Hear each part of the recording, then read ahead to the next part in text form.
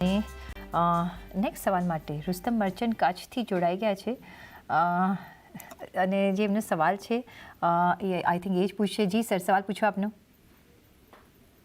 Hello. હા જી, સવાલ પૂછો આપનો. હા, આપણે એ પૂછવા માંગુ છું કે અદાણી ગ્રુપના શેર લઈ શકાય અત્યારે? લાંબા સમય માટે તમે લેશો?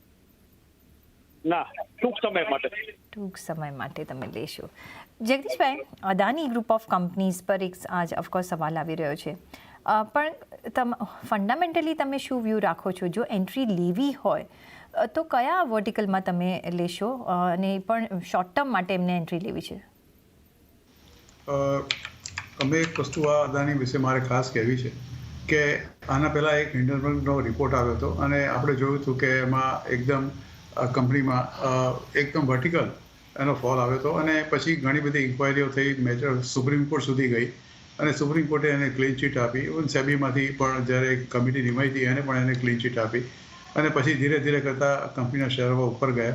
આ વખતે એક આરોપ છે, એક આરોપ જે છે એ ઇન્ડિવિજ્યુઅલ પછી કંપની ઉપર નથી એવું કંપનીએ પોતે સફાઈ આપી છે અને એના વિશે ઘણા બધા લેખો વાંચ્યા હશે. એના વિશે વધારે ચર્ચા નથી કરતો કારણ કે કોણ સાચું ને કોણ ખોટું મને ખબર નથી. પણ એક વસ્તુ ચોક્કસ છે કે જે જાતના અત્યારે આરોપો થયા છે એ ઇન્ડિવિજ્યુઅલ પર થયા છે, કંપની ઉપર થયા નથી.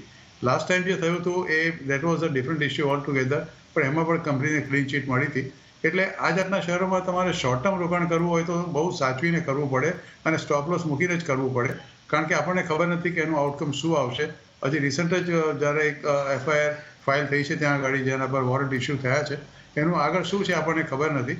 એટલે તમે જો શોર્ટ ટર્મ માટે રોકવા માંગતા હો તો તમે અડાની એન્ટરપ્રાઇઝ છે, અડાની પોર્ટ છે, અડાની ગ્રીન છે, અડાની પાવર છે, અડાની એનર્જી છે, અડાની ટોટલ ગેસ છે, આ બધામાં તમે રોકાણ કરો પણ સ્ટ્રિક્ટ સ્ટોપ લોસ 5% કે 7% રાખજો અને પછી રોકાણ કરજો કારણ કે માર્કેટમાં કઈ તરફ આ શેરોની મૂવમેન્ટ આવે એ કળવું બહુ જ મુશ્કેલ છે. એટલે શોર્ટ ટર્મ માટે વિથ સ્ટ્રિક્ટ સ્ટોપ લોસ તમે કરંટ ભાવે બી રોકાણ કરી શકો છો.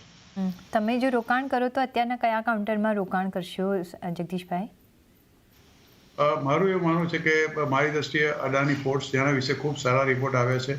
બીજું છે અડાની ગ્રીન અને ત્રીજો છે Adani power. Okay, Adani port, Adani green અને અદાની પાવરમાં એક પહેલી નજર જાય છે, પણ વર્ડ ઓફ કોશન 5% આપણે એક સ્ટોપ લોસ રાખવાની સાથે સ્ટ્રિક્ટ સ્ટોપ લોસ સાથે જો કામ કરતા હો કરી શકો તો જ તમે આ ગ્રુપમાં એન્ટ્રી લેજો કારણ કે હજી પણ આપણે ઘણા બધા આમાં ગ્રુપ ઓફ કંપનીઝમાં આપણે ઉતાર ચઢાવ જોયા છે, પણ આ એક વર્ડ ઓફ કોશન આપવું જરૂરી હતું.